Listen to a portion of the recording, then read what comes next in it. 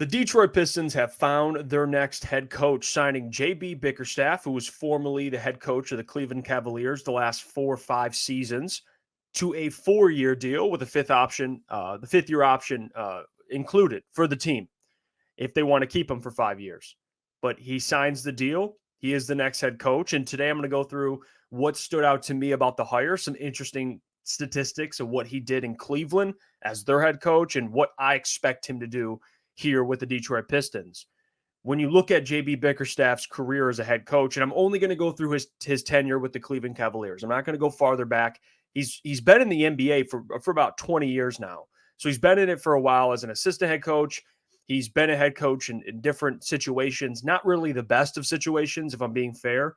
I think his best opportunity came with the Cleveland Cavaliers the last couple of years, especially when they traded for Donovan Mitchell.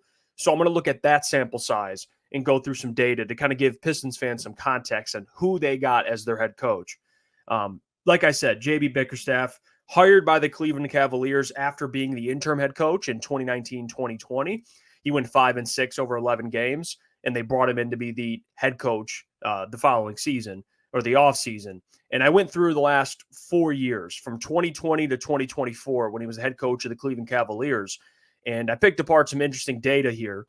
The first one being, at least defensively, that's the side of the floor that he excels at. A very good defensive coach. When you look at what the Cleveland Cavaliers have, they have the personnel to be able to do that. But last season, the Cleveland Cavaliers were 6th in defensive rating. The year prior, 2022 to 2023, 1st in defensive rating. The year prior to that, 2021, 2022, 7th in defensive rating. And then you go back the season before that, which was 2020, 2021, and the Cleveland Cavaliers weren't good. They had a record of 22-50, and they had a defensive rating of 25th in the NBA. So that context included not a great roster, but the 3 seasons following that, the worst defensive rating he had, at least ranking in the NBA, was 7th. So again, defensively, very, very smart guy. You go to offense. Last year, they were 18th in the NBA in offensive rating, and I think the context with that matters. Garland, Donovan Mitchell, and Mobley all missed around 30 games. So, and they still had the 6th overall defensive rating, which is pretty impressive, given Mobley is one hell of a defender. But offensively, they were 18th. The year prior in 2022, 2023, when the Cavs won 51 games, they had the 9th best offense in the league. So in 2022 to in 2023, that season, not this past season, but the season prior, they had a top 10 offense and a top 10 defense. So for JB Bickerstaff, I think the thing that I'm impressed with is his ability to develop young players. He's done that very well. You look at who they've had, especially the guards, Darius Garland. You go through kind of his career and what he's kind of turned into. Players love JB Bickerstaff, so there's that. He's worked with veterans and with young players. Donovan Mitchell, they acquired the last 2 seasons, and obviously the Cavs got better. But all the veterans and young players seem to work with him. So I do like that about JB Bickerstaff. Now, the other thing, I think people are surprised that, why get coaches that are fired, right? JB Bickerstaff was fired. Monty Williams was fired. Dwayne Casey was fired. That's the last 3 head coaches. Which, fun fact, Jalen Duren, Cade Cunningham, and Jaden Ivey now will all have 3 head coaches in 3 seasons, but we'll move on from that. You guys got to understand, the Detroit Pistons are the worst team in basketball. So trying to pitch any good head coach to come here is one hell of a task. I mean, you already saw James Borrego withdraw himself from consideration for the Pistons job. So your options aren't, very vast. But JB Bickerstaff, I thought is a fine hire. I don't really know what to expect in terms of the big picture. I'm fighting between whether or not he could be someone that's here for the long term or he's a bridge head coach to get you to the next guy. But JB has never really gotten a fair opportunity in the NBA. When you look at some of the teams that he's been hired to coach, they haven't been great situations. And the best situation he's had the last 3 years with the Cleveland Cavaliers, they won a playoff series. They beat the Orlando Magic in 7 this past season, and they lost to the Boston Celtics. So he's won a playoff series. He has playoff experience. He has experience with a good roster, has experience with good young players, and players seem to love him. So for him to come to the Detroit Pistons, I know we mentioned, well, how can we get this thing moving offensively? You also have to take into consideration how bad this team was defensively, which JB Bickerstaff is a very good defensive head coach. So he fits a need, if you will, for defense, which that's kind of been the franchise's what they've thrived on is being a good defensive team. When you look back in all the great Pistons teams, defense, JB Bickerstaff, very good defensively.